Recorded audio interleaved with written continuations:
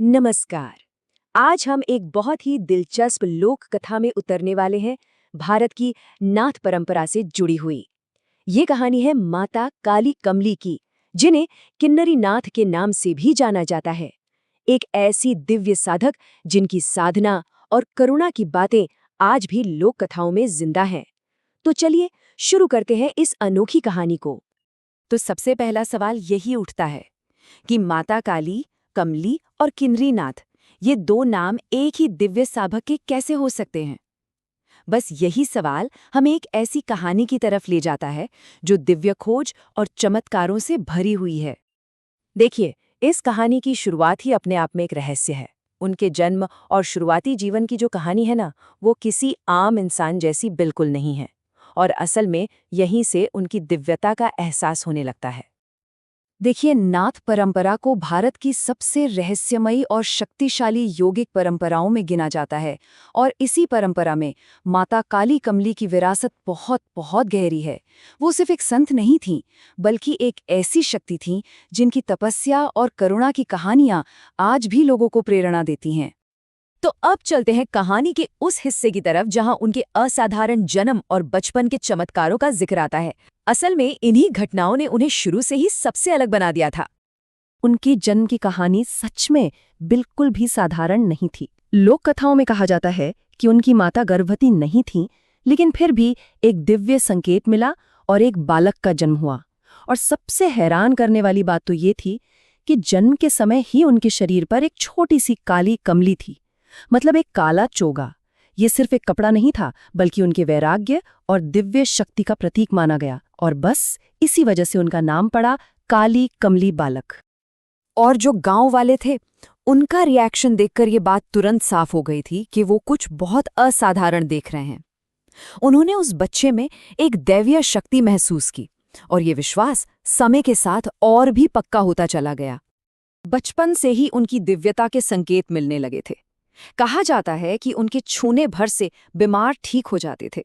उनकी मौजूदगी में एक अजीब सा गहरा सुकून महसूस होता था। लोग अक्सर कहते थे कि उन पर किसी सिद्ध योगी की छाया है। शायद ये नाथों की ही कृपा थी।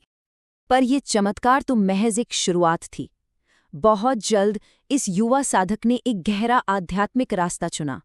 उन्होंने आराम, परिवार, सब कुछ छोड़ दिया और सत्य की खोज में पहाड़ों और जंगलों की तरफ निकल पड़े। और बस यहीं से कहानी एक नया और बहुत ही अहम मोड़ लेती है। ये वो पल था जब काली कमली का रूपांतरण हुआ किन्नरी नाथ में। ये उनके जीवन का शायद सबसे महत्वपूर्ण पड़ाव था। लोक कथाओं में इस पल का जिक्र बहुत ही शक्तिशाली ढंग से किया गया है। बताते हैं कि एक पहाड़ी गुफा में जब वो गहरे ध्यान में थे, उनका शरीर एकदम स्थिर हो गया। सिर पर एक दिव्य प्रकाश चमका, और फिर अचानक उनके मुख से एक किन्नर जैसी तेजस्वी आवाज में ओम का उच्चारण हुआ। यही था उनके आध्यात्मिक परिवर्तन का क्षण। तो सवाल ये है कि इस नए नाम का मतलब क्या था। किन्नरी नाथ का मतलब है वो योगी जिसे किन्नरों की दिव्य शक्तियों का स्पर्श मिला हो। ये नाम असल में उनकी उस गहरी साधना और सिद्धि का प्रतीक बन गया।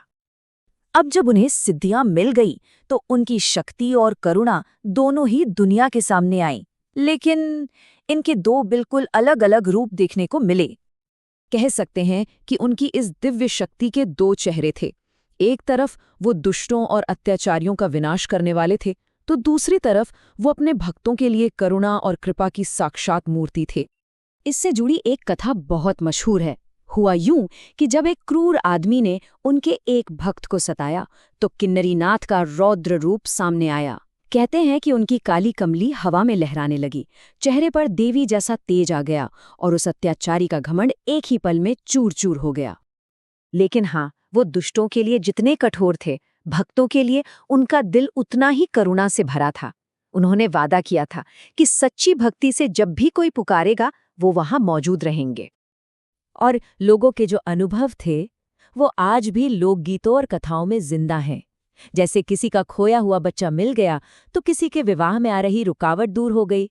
संकट में फंसे लोगों तक अचानक मदद पहुंच जाती थी। ये सब उनके आशीर्वाद के ही चमत्कार माने जाते थे। अब हर कहानी की तरह इस कथा का भी एक अंतिम अध्याय है। ये उनकी भौतिक यात्रा का अंत जरूर था, लेकिन यहीं से उनकी अमर विरासत की शुरुआत हुई। एक ऐसी विरासत जो आज भी हमारे बीच जीवित है। समाधि लेने से ठीक पहले उन्होंने अपने अनुयायियों को एक बहुत गहरा संदेश दिया। उन्होंने समझाया कि ये जो शरीर है, ये तो नष्ट हो जाता है, लेकिन साधना, करुणा और आशीर्वाद ये हमेशा हमेशा के लिए रहते हैं। और ये सिर्फ कोई पुरानी कहानी बनकर नहीं रह गई है। आज भी जहां उनकी समाधि है, वहां भक्त उनकी मौजूदगी को महसूस करते हैं। कई लोग तो ये भी कहते हैं कि जब वहां दीपक जलाया जाता है तो उन्हें काली कमली की परछाई दिखाई देती है।